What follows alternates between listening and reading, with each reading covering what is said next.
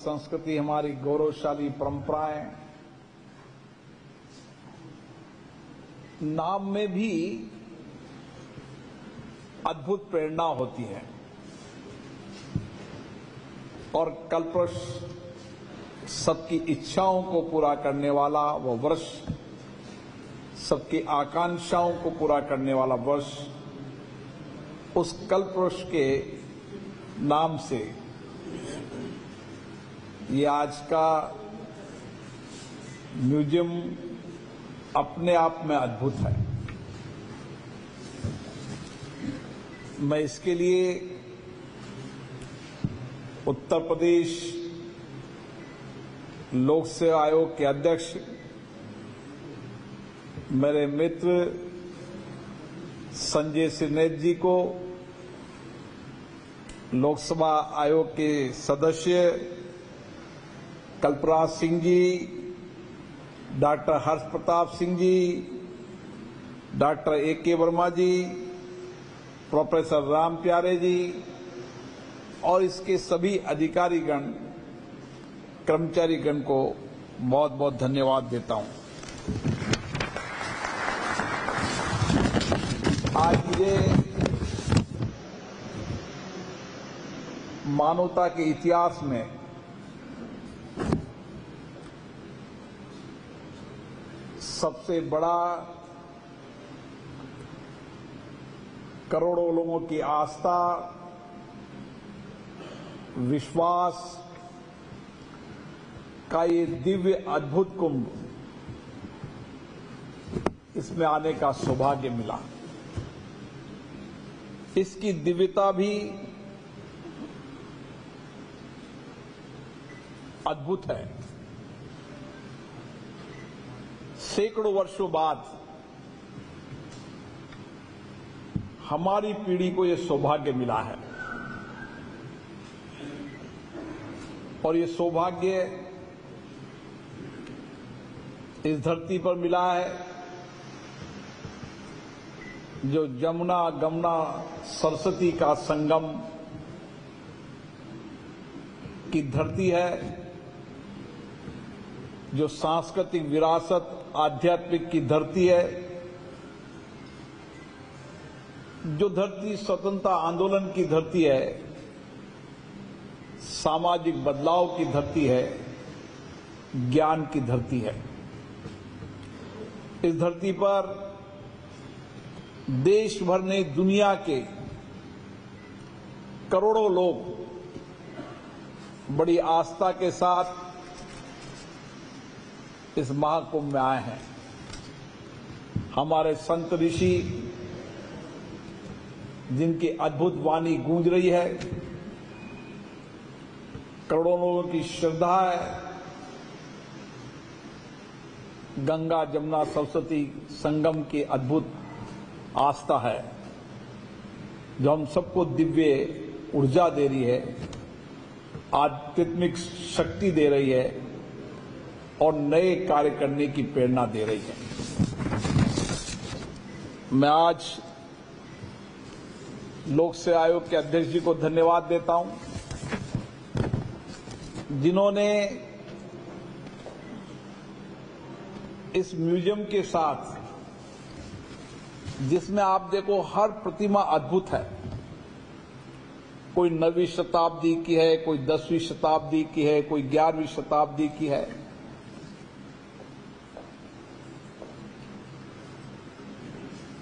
ये प्रतिमाएं सरदार वल्लभ भाई पटेल, जिनको लौह पुरुष के रूप में, जिन्होंने सिविल सेवाओं के अंदर एक ऐसी योग्यता के अधिकारी, कर्मचारी, जो देश के विकास में,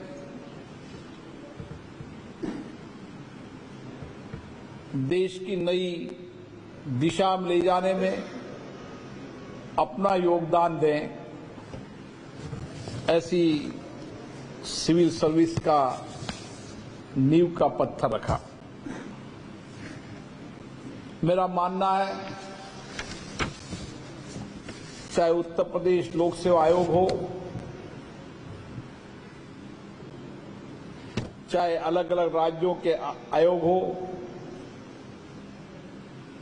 चाहे केंद्र का यूपीएससी हो, इन्होंने लंबे समय तक इस देश में दक्षतापूर्ण, अनुभवी अधिकारियों का पारदर्शिता के चयन करने में बहुत बड़ी भूमिका निभाई और सिविल सेवा आजादी के पहले से अंग्रेजों के शासन के अंदर भी इस सेवाओं के अंदर काफी लोगों ने योगदान दिया और आजादी के बाद प्रदेश और देश में योगदान दिया। लेकिन आज मैं देखता हूं कि आजादी के 75 वर्ष की यात्रा के अंदर हमारे हर वर्ग का सामूहिक संकल्प की प्रेरणा हमको एक नई दिशा देती है और इस सामूहिक संकल्प की प्रेरणा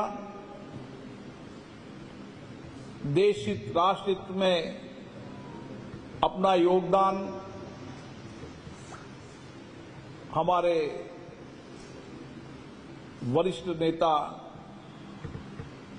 जिन्होंने लोकतंत्र को एक नई दिशा दी, जिन्होंने राजनीति के अंदर एक नई परिभाषा दी कि सामाजिक राजनीति जीवन के अंदर सादगी से, ईमानदारी से, कर्तव्यनिष्ठा से, राष्ट्र से सेवा से हम किस तरीके से इस राष्ट्र के विकास में योगदान दे सकते हैं। श्रद्धेय अटल बिहारी वाजपेयी हमारे जीवन में हमेशा प्रेरणा के स्रोत रहेंगे। माननीय अटल जी का जीवन एक साधारण परिवार में रहते, उनके संस्कार, उनके विचार देश और राष्ट्र के लिए समर्पित रहे। सामाजिक राजनीति जीवन में एक लंबा संघर्ष किया। शासन मिलेगा न मिलेगा, सत्ता मिलेगी न मिलेगी, लेकिन राजनीति में शुचिता आनी चाहिए, राजनीति में ईमानदारी आना चाहिए। अपने कठिन परिश्रम से उन्होंने भारत के नवनिर्माण के अंदर एक नई दिशा दी। उनका जीवन हम सबको आज भी प्रेरणा देता है। व्यक्ति सशरीर उपस्थित हो न हो, लेकिन व्यक्ति के विचार, उनके जीवन में कही गई उनकी उपलब्धियां, उनके कार्य हमेशा वर्षों तक पीढ़ियों को प्रेरणा देने का काम करते हैं। अटल बिहारी वाजपेयी भी भारत के लोकतंत्र के वो राजनीतिक थे जिन्होंने संसद के अंदर लोकतंत्र की एक नई परिभाषा दी। जिंदगी के अंदर सत्ता सब हासिल करना चाहते हैं, लेकिन सत्ता हासिल करने के लिए उन्होंने कभी राजनीति समझौता नहीं किया। देश को शक्तिशाली बनाने के लिए उन्होंने कभी समझौता नहीं किया। और परमाणु परीक्षण का समय था, जब दुनिया के देश परमाणु परीक्षण पर भारत पर टेढ़ी निगाह कर रहे थे, लेकिन उन्होंने कहा कि भारत समर्थ बनना चाहिए, शक्तिशाली बनना चाहिए, उसके लिए कितनी भी कीमत चुकानी पड़ेगी, लेकिन भारत रक्षा के मामले में किसी से समझौता नहीं करेगा। चाहे कारगिल का युद्ध हो, चाहे भारत के विकास की नई अवधारणा हो, गांव ढाणी से लेकर रोड कनेक्टिविटी तक, सामाजिक समावेशन से लेकर गरीब के जीवन के बदलाव को लेकर उनके कार्य आने वाले लंबे समय तक हमें प्रेरणा देते रहेंगे। और इसीलिए उनका व्यक्तित्व इस राजनीतिक जीवन के अंदर वर्तमान और भावी पीढ़ियों के लिए प्रेरणादायक है। मुझे खुशी है कि माननीय अटल बिहारी वाजपेयी जी के जन्म शताब्दी को उत्तर प्रदेश लोक सेवा आयोग ने कल पुरुष के इस म्यूजियम के साथ, जिसको नई पीढ़ी देखने आएगी तो नई प्रेरणा लेकर जाएगी। कि नई प्रेरणा भारत की संस्कृति की होगी, भारत के आध्यात्मिक ज्ञान की होगी, भारत की पुरातन शिक्षा की होगी और लौह पुरुष सरदार वल्लभ भाई पटेल का जीवन और अटल बिहारी वाजपेयी के जीवन की प्रेरणा की होगी। और इसीलिए एक विचार कि किस तरीके से हम नई पीढ़ी को क्या नया प्रेरणा देना चाहते हैं। ये प्रयागराज की धरती तो शिक्षा ज्ञान की धरती रही है और इसीलिए मैं कह सकता हूं कि उत्तर प्रदेश लोक सेवा आयोग ने नए कीर्तिमान रचे हैं।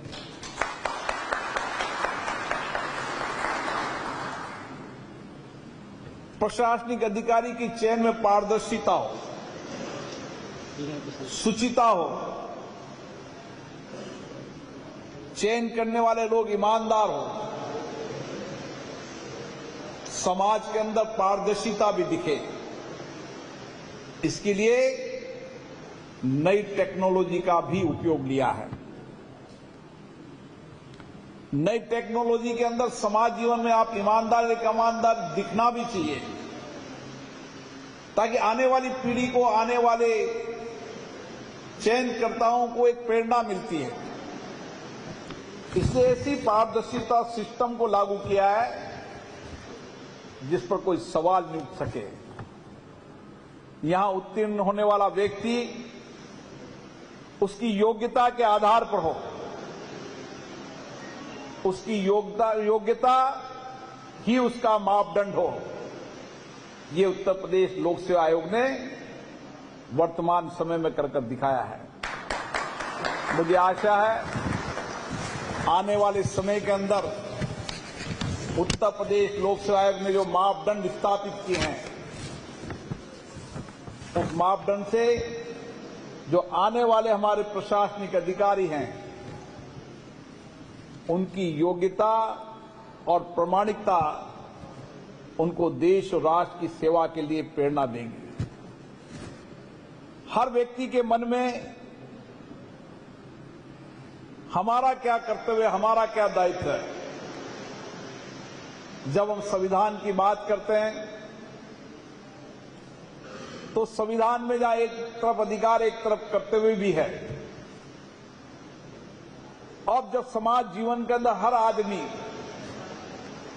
अपने दायित्व कर्तव्यों का निर्वहन करूंगा, देश और राष्ट्र को सबसे आगे रखूंगा, मेरा भी कोई न कोई कंट्रीब्यूशन, मेरा भी कोई न कोई समाज जीवन में योगदान होना चाहिए। इस संकल्प के साथ ये प्रदेश, देश आगे बढ़ेगा तो हम विकसित भारत के सपनों को पूरा कर पाएंगे।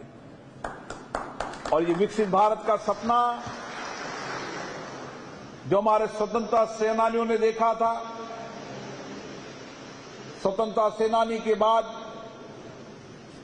हमारे सामाजिक राजनीतिक नेताओं ने देखा, आज भारत के प्रधानमंत्री माननीय नरेंद्र मोदी जी इसी तरीके से ईमानदारी से, कर्तव्यनिष्ठा से इस देश को आगे बढ़ाने के लिए लगे हुए हैं। उन्होंने अपना सारा जीवन देश और राष्ट्र के लिए समर्पित कर दिया है ताकि मेरा देश विकसित बने। देश के 140 करोड़ लोग सामूहिकता के साथ सब मिलकर इस संकल्प के साथ कि हमारी सामूहिक शक्ति सबसे बड़ी ताकत है और दुनिया में हमने संदेश दिया है कि वसुदेव कुटुंबकम, ये हमारी संस्कृति संस्कार है। सामूहिकता हमारी सबसे बड़ी ताकत है और आज दुनिया भारत की ओर इसलिए देख रही है कि भारत में जहां आध्यात्मिक धर्म संस्कृति है, वहां अपने अपने कर्तव्य दायित्व निभाने का संकल्प भी है।